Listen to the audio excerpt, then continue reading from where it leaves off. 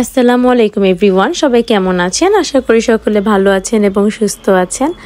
আজকে বাসা থেকে চলে গেলাম বাহিরে, তাই চিন্তা করলাম যে একটা ডেইলি ব্লগ শুরু করাই যায়। কি করি আপনাদের সাথে শেয়ার করি।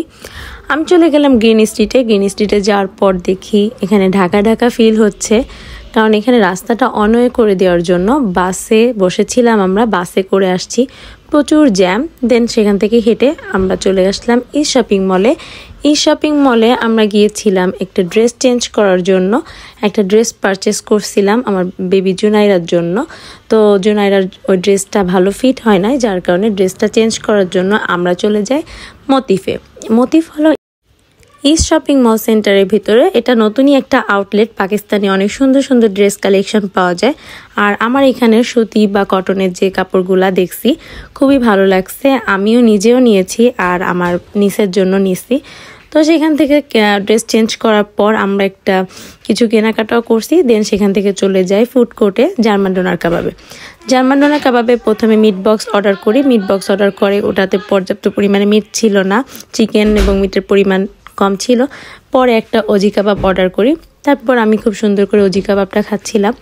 আর এখান থেকে খাওয়া দাওয়া শেষে চলে যাব এখন লিডিলে যাওয়ার পর এখান থেকে আমরা বেসিক্যালি কলাগুলা লিডিল থেকে কেনার ট্রাই করি। লিডিলের এই কাঁচা পাকা কলাগুলা খুবই ভালো লাগে। নিয়ে নিলাম কিছু হোয়াইট কাবাবেজ আর দেন কিউকাম্বার। আর এখানের সবজিগুলা কিন্তু ডেলি আসে এবং খুবই ফ্রেশ।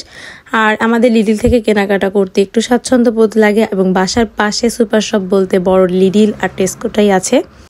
আর লিডিলে চলে গেলাম আমি, আমার সিস্টার আর আমার নিস। আর এখান থেকে নিয়ে নিলাম গাজর।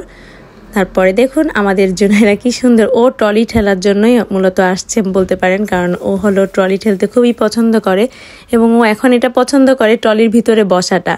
কিন্তু আমরা মাঝে মাঝে বসাই না, কারণ অনেক সময় ডার্টি থাকে ট্রলির ভিতরে। আর আমাদের আজকে কেনাকাটা ছিল মূলত বোনের জন্য, বোনের মেয়েদের জন্য এবং আমার জন্য।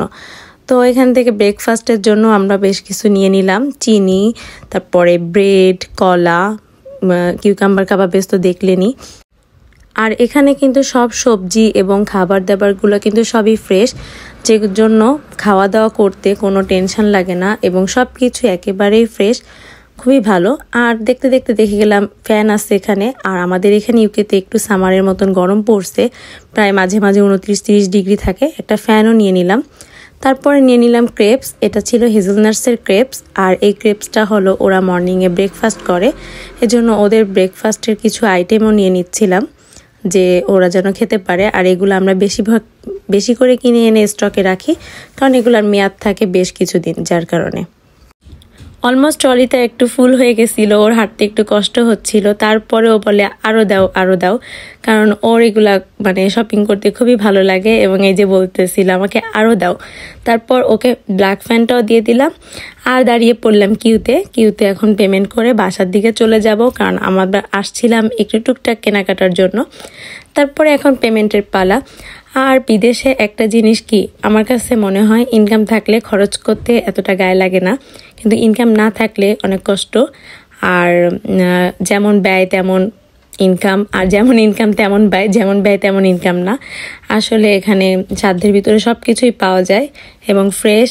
আর বাচ্চাদের জন্য খাওয়া দাওয়া সব কিছুই কিন্তু খুবই ভালো আর আমাদের জন্য, যার কারণে আমার কাছে একটা জিনিস মনে হয় যে সাধ্যের ভিতরে সব কিছু একসাথে গোছানো বিদেশটা। কিন্তু সময় সাপেক্ষ বলে এখানে মানুষে কিন্তু সবার বাজারটা কেমন করে, একদিন অনেক কিছু কিনে রাখে, বাসার কাছে আছে বলে সব সময় যে যেতে পারতেছে, কারণ জব থাকে, বাচ্চাদের স্কুল থাকে, সব কিছু মিলায় আমরা হলো যখন যেটা পারি তখনই সেটা কিনে নিই। আর আমি আমার বোনের বাসার কাছাকাছিই থাকি, যার কারণে আমি ম্যাক্সিমাম টাইম ওদের সাথেই খাওয়া দাওয়া করি, ওদের সাথেই চলাফেরা করি। দেখতে পাচ্ছেন যে আমাদের বাসা কিন্তু খুব দূরে না, আর ম্যাক্সিমাম টাইম আমি ওখানেও থাকি, আমার বাসায়ও থাকি, সব কিছু মিলে ঝিলেই থাকি। সো এই তো আজকে আমাদের পেমেন্ট করা হয়ে গেছে, এখন বাসায় চলে যাব। লিডিলে ডিম ছিল না, জুনাইরা কিন্তু এই রিসিপ্টটা নিতে খুবই পছন্দ করে, আর এটা বলে ওর মানি রিসিপ্ট। আর এই তো এখন আমরা লিডিলের সামনে দাঁড়াই আছি, আমার বোন হলো গেছে আইসল্যান্ডে ডিম কিনতে। ডিম কেনা হয়ে গেলে ও আসলে আমরা বাসায় চলে যাব। বাসায় চলে আসলাম, বাসায় এসে দেখি একটা হেলদি ফুড আনা ছিল, পরশুদিন নিয়ে আসছিলাম গতদিন। তো এইটাকে বলে হলো পিচ ফল। এটাতে প্রচুর পরিমাণ আয়রন থাকে, যাদের রক্ত স্বল্পতা থাকে, যাদের ফাইবারের প্রবলেম থাকে তারা কিন্তু এটা খেতে পারেন। পিচ ফলটা কিন্তু স্বাস্থ্যের জন্য খুব উপকার। এই সিজনে এখানে কিন্তু পিচ ফলটা, চেরি ফলটা খুবই পাওয়া যাচ্ছে। তো যারা যারা এই ফলটা চিনেন না, আমি কিন্তু বাংলাদেশে থাকতে এই ফলটা যদিও আগে খাই নাই। এটা হলো একটা গোলাকৃতির, দেখতে আপেলের মতন কিছুটা, কিন্তু ভিতরে একটা সিডস থাকে। সিডসটা হলো একটু বেশ শক্ত, আর এটা কাটতে হয় এভাবে করে। আর এটা কিন্তু দেখতে কিছুটা আমের মতন দেখাচ্ছে, অরেঞ্জ অরেঞ্জ কালার, কিন্তু খেতে কোনোটা অনেক মিষ্টি, কোনোটা অনেক টক। এই তো এই অবস্থা। তো আজকে বিকালটা কিন্তু অনেক ভালোই কাটলো।